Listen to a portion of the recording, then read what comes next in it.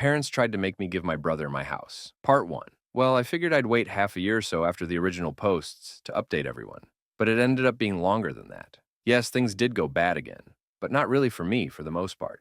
I'm pretty much fine, if not almost unscathed, since last Christmas, apart from the time my parents and Dan came to me for money, as my last post told, and a more recent confrontation between me and my sister-in-law you will read about here. I did get a few cameras for my house, including a Ring doorbell in front. I didn't tell my family about the cameras just in case, but thus far, no one has attempted a break-in. I think the way I outed them all before scared them into leaving me alone, for the most part, anyway. I've taken to renting out 2 of the rooms in my house, one to a close friend, the other to a friend of said close friend. Both have been fantastic tenants. They know to keep quiet and leave me alone most of the time, and even have small refrigerators they keep in their rooms, so they don't need to keep any of their drinks in the main fridge. The deal I gave them on rent was too good for them to pass up. It increased my monthly income well, and even after taxes, I'm still monthly putting away some decent amounts in the bank since the rent money pays a good chunk of my monthly mortgage. You're all probably wondering how my parents, brother, and sister-in-law took to me renting out those rooms to friends. Well, the answer is not well. My father and Dan stayed out of it, but sister-in-law freaked out, which made my mother come crying to me over how I could have rented those rooms to Dan and his family instead. We had a bit of an argument in which I pointed out, for one thing, they fucking broke into my house before to try and steal it. She wouldn't want to let someone who did that move in with her. Also, there wasn't enough room for me, Dan, and his entire family in my house. Not that I'd ever share a roof with them anyway. It's a 3-bedroom, and a manufactured home no less. I have the master bedroom and its adjoining bathroom. That would have left only 2 small rooms for Dan, sister-in-law, and 4 kids. Not to mention they'd be annoying AF to me all the time. Also, she knows very well I can't be around sister-in-law because she intentionally antagonizes me, and they all mocked me when I was homeless before. Besides, my current tenants are both single guys in their 30s I get along with. My mother had some sobbing excuses for a while, but she finally let it go and admitted she was just desperate. Edit. Parents found out I was renting rooms out because sister-in-law basically stalked me in some way. Then she told my parents, and then my parents contacted me, and then my mother came over to cry about it. Since then, my parents haven't bothered me once about the house. So things are good for me. My parents and Dan, not so much. It turns out sister-in-law is a far worse person than even I thought. I already knew she was a gaslighting, self-victimizing drama queen, but she sank even lower. Because Dan's youngest child turned out not to be his. Yeah, you all read that correctly. Sister-in-law had an affair, which in retrospect isn't all that surprising, and something a few people here totally called months ago. After being caught, sister-in-law was ousted from the family. Dan just recently finished with his divorce, which actually went in his favor since we thankfully live in an at-fault state. Dan also sued to get his name taken off the birth certificate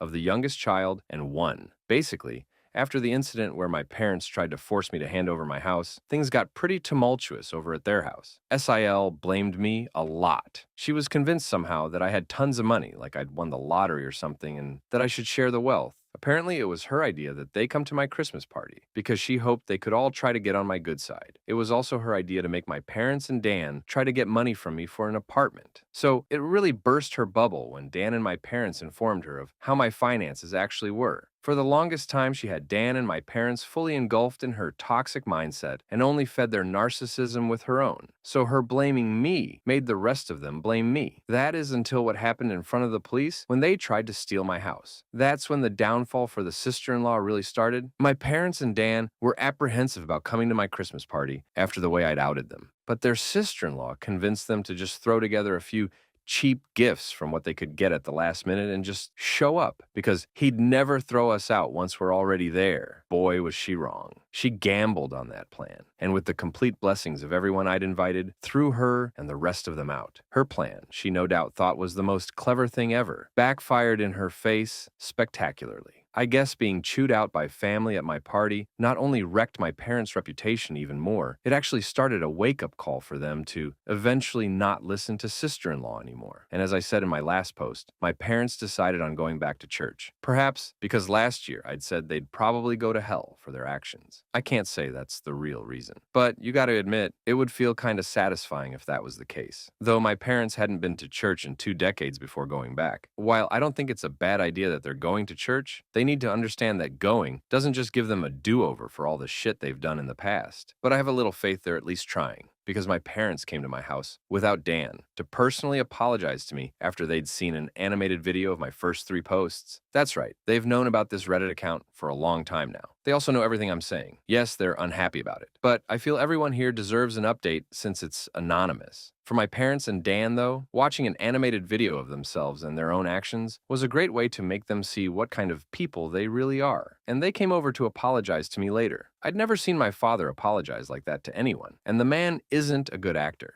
So this felt genuine. They fully acknowledged what they did to me and how there's no excuse for any of it. They even described themselves as narcissists and admitted the truth that they had wronged me very badly. Then they went on to blame sister-in-law for a lot of things. Yeah, they kind of threw her under the bus, but it's not like she wasn't guilty of everything they said. My parents have been getting counseling for a while now too, and did offer group family counseling, but I declined as I'm not ready for that anytime soon. Dan himself didn't apologize to me for some time, but he looked extremely remorseful anytime the past was brought up. Meanwhile, Dan and sister-in-law's marriage absolutely fell apart. It wasn't a crumble, it was a cascade. Without me as the scapegoat black sheep tired ATM that they couldn't mock or try to get money from anymore, and after the public humiliation of social media, my Reddit posts, and the animated online video, sister-in-law finally let out enough of her toxic on Dan and my parents for them to realize she's not the person they thought she was. Their denial had been strong, but sister-in-law's entitlement was stronger. I've had many thoughts of lightsabers clashing over this drama. Sister-in-law clad like a bimbo Sith, with a lightsaber that looks like a giant lipstick, or something like that. I imagine there's a wealth of puns and jokes to be had there, but I really didn't bother to think much more detail about it. But as you can imagine, things only got worse, because sister-in-law kept looking for other ways to get what she wanted. She kept bringing up ads for used campers and RVs to try and get my parents to buy one to live out of, so they could have the main house, and she kept doing this no matter how many times they told her to stop. She even tried to say, my parents should just buy an RV and have a life on the road, like normal old people do. That was stupid, even for my sister-in-law. The opposite was suggested by my parents, that Dan and sister-in-law buy a camper themselves to live out of it instead. Sister-in-law basically said she shouldn't have to do that since she's the mom. She pretty much lorded the fact that she thought she had total parental authority over everyone's heads, because the kids in the house were all hers. And when sister-in-law didn't get her way, she actually took her baby and left the house to disappear for several days. They knew she was fine because her phone was still working, and she was responding to texts with short but passive-aggressive answers. And when she came back, she was only more embittered because nobody caved to her demands while she was away. Sister-in-law also refused to go to church, but Dan went with our parents and took his kids along as well, save for the youngest since sister-in-law refused to let him take the baby anywhere. Personally, I don't go to church. I believe in God and all that stuff, but I just don't like church. Besides, it never did me any good growing up. Part 2.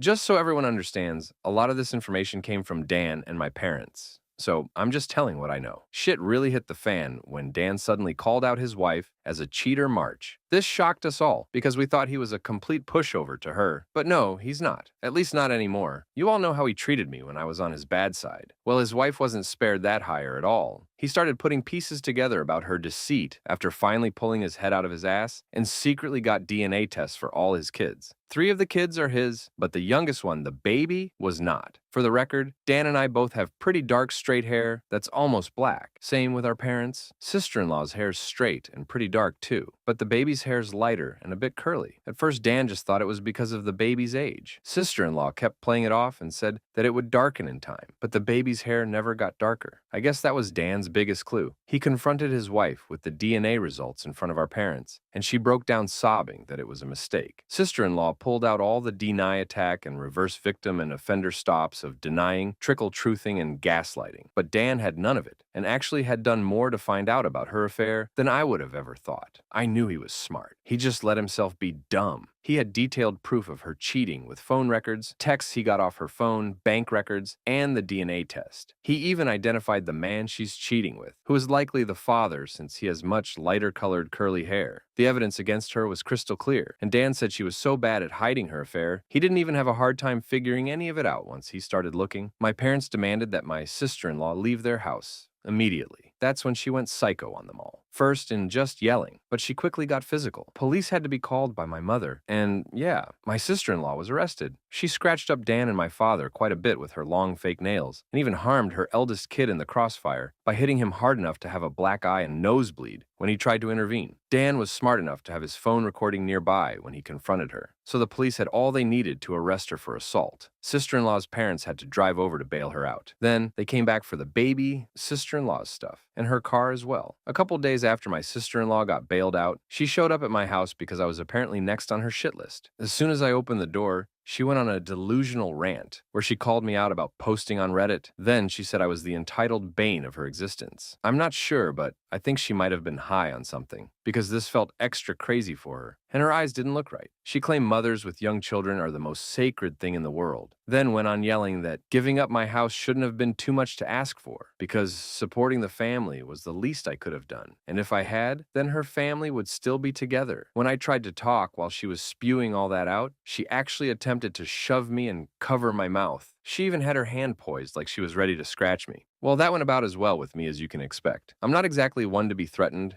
and told her I'd call the police if she didn't take her hands off me right that moment. I also told her I'd got all it on my doorbell camera. She started panicking the moment she heard camera. Then I ended up verbally savaging her to the point she was backing off my porch. I told her she had some gall to call me entitled when she's exactly that. She didn't work for anything she had anymore, cheated on her husband, and got pregnant from her affair partner. Made my mother do most of the parenting for her children, spent Dan's money till they were in a financial hole, and acted entitled to my home to the point of trying to steal it. I called her entitled X1000, and that she's a greedy bitch who is blinded by narcissism. Then I told her to stop blaming me for her own actions and to never show up at my house again. Being told all that was pretty much all the sister-in-law needed to hear before jumping back into her car, then peeled out and sped off. This was finally the straw that broke the camel's back for me. Now that she was separated from Dan, I ended up finally going to the police and filing a report on her for harassment and the assault she'd done on me last year. And her putting her hands on me at my front porch only added to it. The police have it all on record now. And I gave copies of the video to Dan for his divorce lawyer. And yes, I did file for a restraining order against sister-in-law. It was easily granted because it was obvious the woman is unhinged. She's not made a social media post about me since that I could see, but that's just because she put her profile in private. I hope her blame ship against me has long since sailed. Either way, she's left me alone. Sister-in-law was still with her affair partner during the divorce. At the time, I had no real idea of what kind of man he was. But any person who monkeys with someone else's spouse and even has a child with them really doesn't have a lot of morals to begin with. Once the divorce was underway, sister-in-law admitted that Dan just wasn't man enough for her anymore because he couldn't afford to give her the lifestyle she wanted. She actually believed herself to be on the level of a trophy wife and that she deserves to be with someone wealthy. Dan said he pulled a me and maniacally laughed at her. He said she was nowhere near hot enough to be a trophy wife, along with mentioning any other faults she had. Sister-in-law ended up humiliated by this and ran off like a child. Due to having to live with her parents, sister-in-law was forced to work in their family business because Dan wasn't giving her access to his bank accounts anymore. She'd already maxed out all the credit cards he previously gave her, and she griped about having to work for her parents despite having a college degree. But I think they were the only ones who'd employ her anyway, since she's got a criminal record and a decade-long gap in her resume.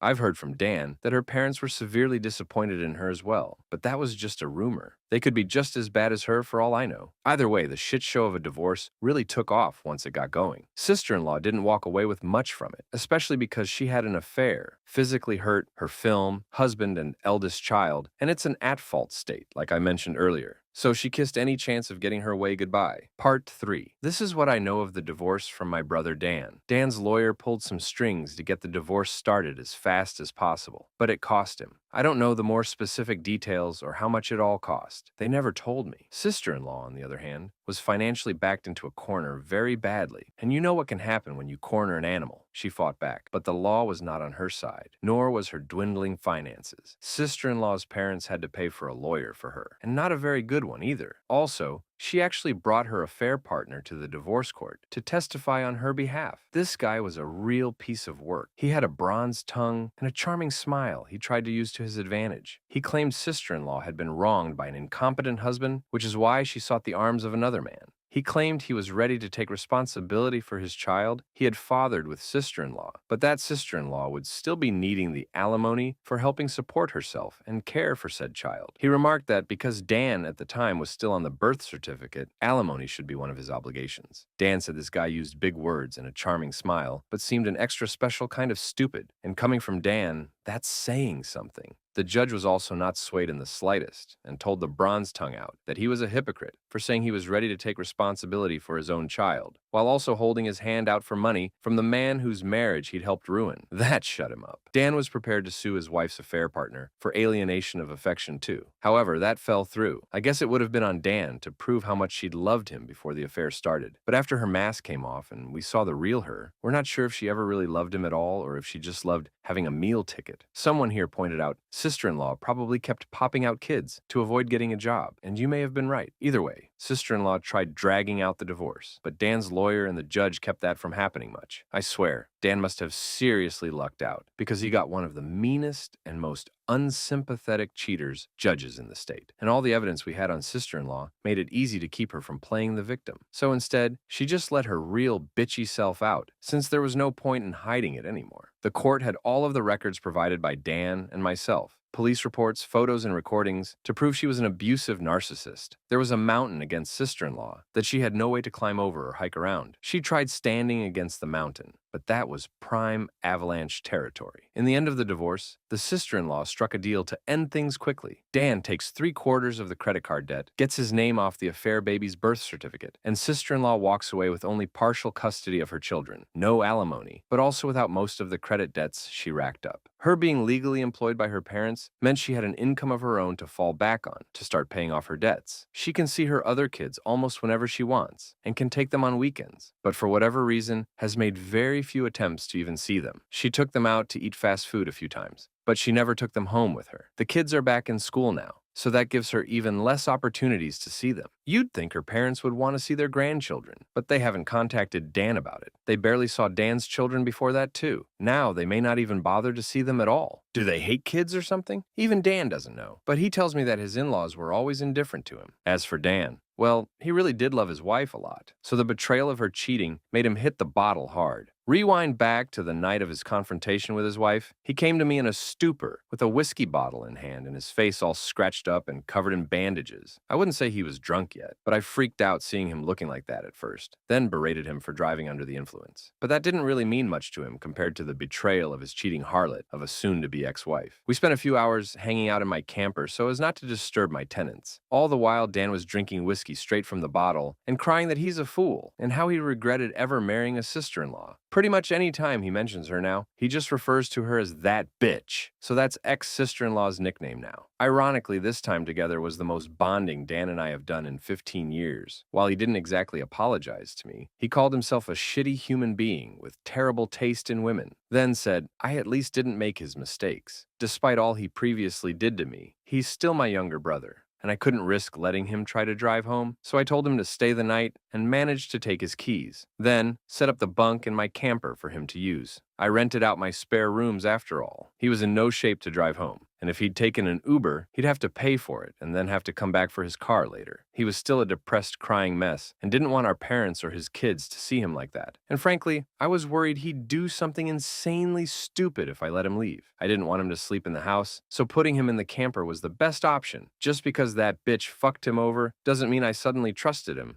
So better for him to sleep it off in the camper. We both spent time in the camper playing games and watching movies on my portable DVD player. Poker was no fun with just two people, and the old maid was just boring. Thankfully, I had an Uno deck too and an old-school battleship game. He really liked those. It was enough to keep him distracted until he was finally willing to lay down after running out of whiskey. He threw up a lot of it in a bucket anyway, but he was not opposed to sleeping in my camper. In fact, he found the idea kind of cool. Dan had a lot of questions for me as to how I'd lived in the camper for as long as I did, and I answered them all, if not just to keep him busy. But I needed to go to bed myself since I had to be up early. So I left him with my portable DVD player and a couple of movies. That way he could amuse himself alone for a while, if he even managed to stay awake. Before leaving for work in the morning, I popped in while Dan was passed out in the bunk and left a bottle of ibuprofen and an energy drink on the counter of the camper's kitchenette, along with his car keys and a letter explaining to leave through the backyard gate. He saw himself out without trouble around 1:30 p.m., About a month after ex-sister-in-law, aka that bitch, was kicked out, Dan came to me asking to borrow my camper. I guess he found it more comfortable than I'd thought when he slept in it, and he fully admitted he didn't ask sooner out of pride. But with his soon-to-be ex-wife out of the house, he'd decided to give up his room for his eldest kid. He's got two girls and a boy, with the boy being the eldest, and now 8 years old. The kids were all forced to share a room until that point. They just had curtains up for the boy's half of the room, but the boy often slept on the couch to avoid his sisters. I know the poor kid was really desperate for his own room. So I guess Dan decided to finally make a better decision as a dad, and came to see me in order to beg to borrow my camper so his son could have his room. If he could have afforded it, he'd have bought his own camper instead of relying on me, and even said as much. I hadn't even gotten the chance to use the camper for actual camping yet, but I caved and let him use it since it was actually for a good cause, and he promised to buy his own in time anyway. No, I didn't ask for rent money for the camper. Dan isn't enough of a financial hole as it is right now. Ex-sister-in-law and the divorce drained him, and I've learned that I get far better results with family lately by not being spiteful. I loaded my camper up and put it down in my parents' backyard, and my father put in a 30-amp breaker, so it'll have enough power for Dan to run heat and AC when he needs it. I do miss the camper. After all that time living in it, it kind of felt like it was a part of me. But the only reason I loaned it out was for the sake of Dan's kids. Pretty much the only reason I still do anything for my parents or Dan is for the sake of those kids, as I've bonded with them. And yes, I know I may not get the camper back for quite some time, and likely not in the kind of condition I lent it out in. But I've warned Dan and my parents that they will be financially responsible for any damage they do to the camper, as well as its upkeep for as long as they have it. I also took many time-stamped pictures and videos of the camper inside and outside before lending it out, so I can prove its condition before it leaves. Dan even recorded a video with me agreeing to my terms, so that's as good as a contract. With the financial drain of the divorce, Dan's not going to be able to get a place of his own for years, I'll bet. Though he seems to have no complaints about living in the camper at least. But I don't know if he actually likes it or if he's just putting up a front. But I can guess it reminds him of the backyard forts we had as kids, since that's how it felt with me sometimes. Either way, he's living in it now. I did get some major props from the extended family for letting him borrow it too. I'm now referred to by a lot of them as the good brother Dan doesn't deserve. Either way, I think getting rid of sister-in-law was a great first step in mending the family as a whole. I still have little care for my brother and parents after the way they treated me all my life, but I'm not going to let Dan's kids suffer for it. Those kids have actually really warmed up to me. They're actually happy to see me when I come over or when they visit me. I've even babysat a few times. Now that they don't have their mother's toxic around, they've become much nicer kids, especially to me. I'm actually getting to enjoy being an uncle now. My mother is still doing the bulk of the parenting for my nibblings, and she's been acting as nice as possible to stay on my good side. My father often looks very defeated in my presence, but otherwise he's been either stoically quiet or just generally nice to me. But he won't talk to me much, though that's leagues better than how he was before at least. I'm not letting my guard down either way. My parents do seem more happy that my ex-sister-in-law is gone, and they often say they don't know what they ever saw in her. My mother especially, because the two of them butted heads over who was mom in the house for a long time. Now for the last part. At the same time as the divorce, Dan sued to have his name removed from the birth certificate of the baby that wasn't his. That bitch didn't really want to change it, because it meant no more child support from Dan if she did. However, there was a court-ordered paternity test for the man identified as the baby's father. I was prepared to laugh in case it turned out he wasn't the father either, but he was. And Dan's lawyer had a long talk with ex-sister-in-law's lawyer. Ex-sister-in-law had no leg to stand on, and Dan was ready to go to bat to make her situation even worse. She didn't have the finances to fight him any longer and agreed to changing the birth certificate. The bronze-tongued lout who'd knocked her up did man up to take financial responsibility as a parent. But he ended up not staying with sister-in-law. He contacted Dan through his lawyer to tell him he'd broken up with that bitch and that he wouldn't bother him again. I checked the social media of that guy after Dan linked me to it, and the lout was upset that now he's financially responsible for a child he never planned to have, and that he's too young for this. Guys, from what Dan's lawyer was able to find out, that man is just over 40. He looks younger than he is, but he's by no means a young man. Shortly after that, he put his online profile private. The ex-sister-in-law did the same with hers a long time prior. So I've no more information left to give. This may be the end. My ex-sister-in-law is out of our hair. My parents and brother have finally made a real effort to be better people. I'm surprisingly happy as an uncle, and my house is still my house.